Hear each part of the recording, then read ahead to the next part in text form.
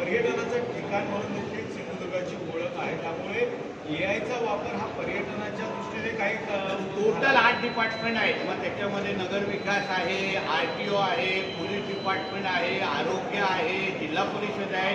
या सगळ्या 8 ते 9 डिपार्टमेंटला आम्ही एआयच्या अंतर्गत आता डेव्हलप करतोय, प्रश्न सोडवायला प्रयत्न करतो। मग येणाऱ्या पर्यटकाची सुरक्षा, येणाऱ्या व्यवसाय धंदा आणि नागरिकांची सुरक्षा ह्याही त्या आर्टिफिशियल इंटेलिजन्सच्या माध्यमातून होत आहे।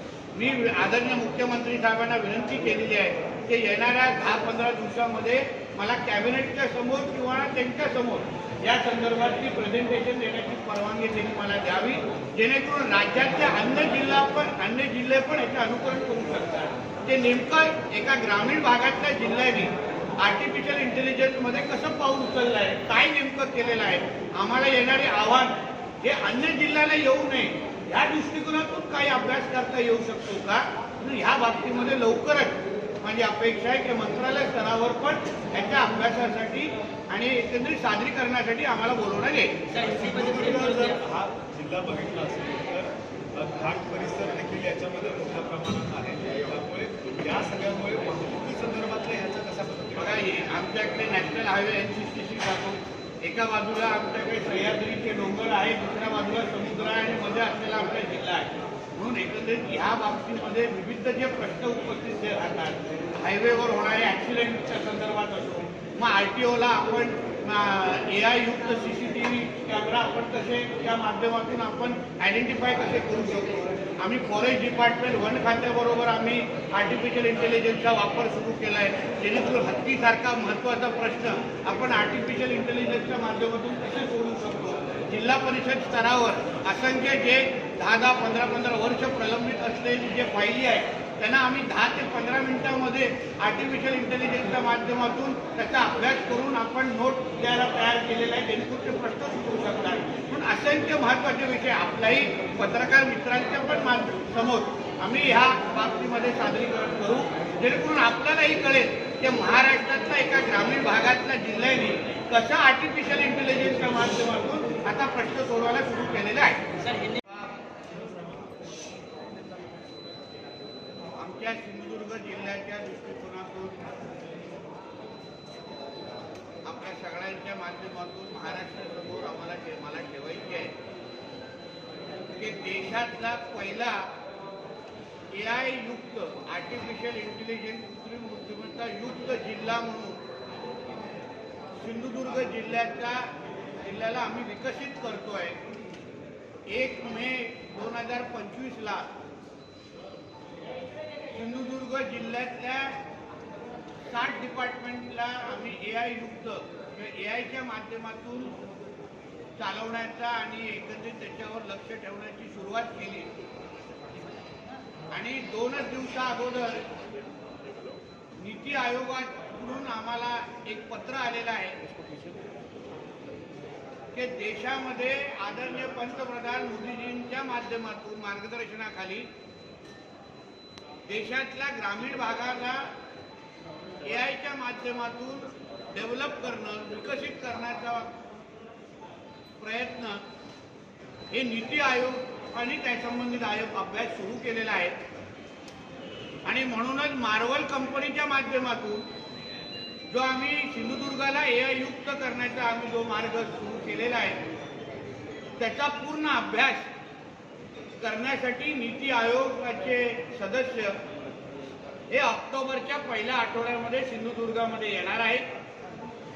आम्ही सिंधुदुर्गामध्ये आर्टिफिशियल इंटेलिजन्सच्या माध्यमातून काय करतोय, कसं डेव्हलपमेंट करतोय, कसे विविध डिपार्टमेंटचा अभ्यास करतोय, कसे प्रश्न सोडवतोय, याच्या सगळ्याचा अभ्यास करण्यासाठी नीती आयोगाचे सदस्य आमच्याकडे येत आहेत। हे देशामध्ये हा आमचा पहिला जिल्हा आहे ज्याचं नमूद त्यांनी त्यांच्या ईमेलमध्ये पण केलेलं आहे की तुम्ही एआयच्या माध्यमातून जो सिंधुदुर्ग तुम्ही विकसित करताय त्याचा अभ्यास आम्हाला करायचा आहे। आणि म्हणूनच ऑक्टोबरच्या पहिल्या आठवड्यात ते नीती आयोगचे सदस्य आमच्या सिंधुदुर्गामध्ये येत आहेत। ही आमच्या जिल्ह्यासाठी आणि आमच्या महाराष्ट्रासाठी अतिशय अभिमानाची गोष्ट आहे।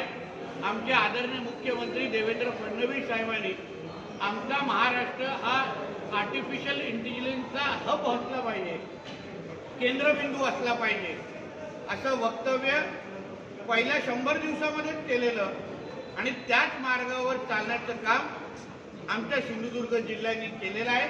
म्हणून सिंधुदुर्गाचा पालकमंत्री म्हणून मला माझ्या दृष्टिकोनातली अतिशय अभिमानाची गोष्ट आहे.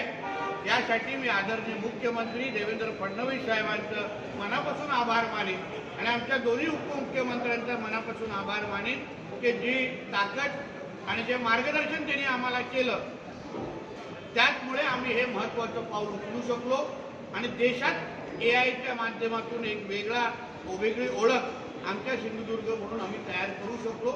ही माहिती आपल्या माध्यमातून समोर ठेवायची. ये कहा जा रहा है कि उनकी टीम विजिट करेगी. ये हमको AI के माध्यम से मार्वल जो कंपनी है 1 मई 2025 को हम लोग ने हमारे सिंधुदुर्ग जिला को AI एनेबल्ड जिला बनाने का प्रयास शुरू किया. टोटल 8 डिपार्टमेंट हम लोग AI के माध्यम से डेवलप कर रहे हैं.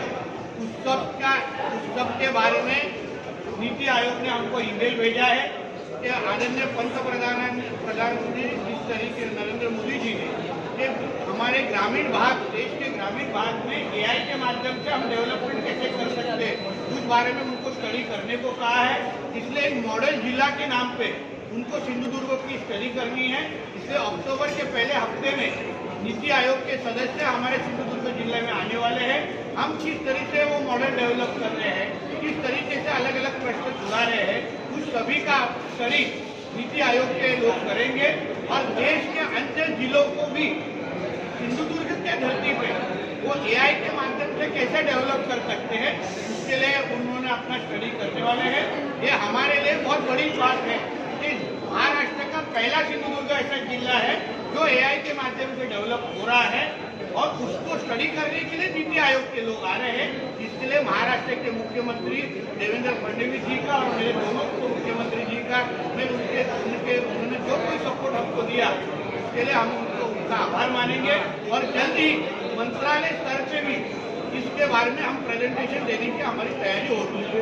बाढ़ बहुत जगहों पर है तो चूंकि मत्स्य व्यवसाय भी कई जगहों पर बड़े डैम हैं, तालाब हैं, कैसे देख रहे हैं क्या? देखिए, जो कुछ बाढ़ की परिस्थिति आज महाराष्ट्र में हुई है उस बारे में कैबिनेट को भी इन्फॉर्मेशन दिया गया है. कल सुबह 11 बजे मैंने जितने जो इफेक्टेड एरिया है, जो जिले हैं, उनकी एक BC के ऊपर मैंने बैठक रखी है. जितने मेरे पिछली स्टेट जो सह आयुक्त हम जिसको बोलते हैं, कमिश्नर है, उनकी सभी के साथ मैं कल सुबह मेरे मंत्रालय के ऑफिस में मैं उनका एक मीटिंग लेने वाला हूँ जिससे हमको मालूम पड़ जाए कि कौन से तालाब में कितना नुकसान हुआ है, फिशरी डिपार्टमेंट के माध्यम से हम उसको क्या मदद कर सकते हैं, उसके सब के बारे में मैंने कल सुबह 11 बजे उसके बारे में मीटिंग ली है. एक बार मीटिंग लेने के बाद हमारे मुख्यमंत्री जी ने हमको कहा है कि हर एक मंत्री ने वहाँ जाके दौरे करने चाहिए, लोगों से मिलना चाहिए, बाढ़ से अफेक्टेड होने वाले लोगों से जाके मिलना चाहिए. उसके बाद हमारे सबके मेरे डिपार्टमेंट के माध्यम से जो टूर वो निश्चित होंगे और हम लोगों को जितनी ज़्यादा से ज़्यादा मदद कर सकते हैं मदत करेंगे.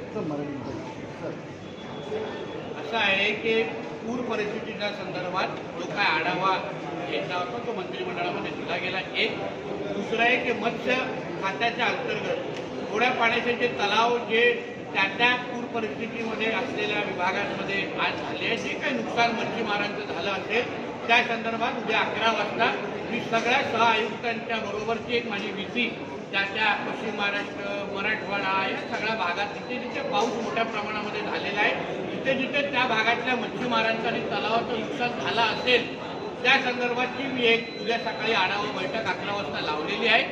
आढावा बैठक झाल्यानंतर मुख्यमंत्री साहेबांच्या आदेशानुसार आमचे दौरे ठरतील आणि मग जी मदत मच्छीमारांना आम्ही देऊ शकतो आमच्या खात्याच्या माध्यमातून दिली जाईल.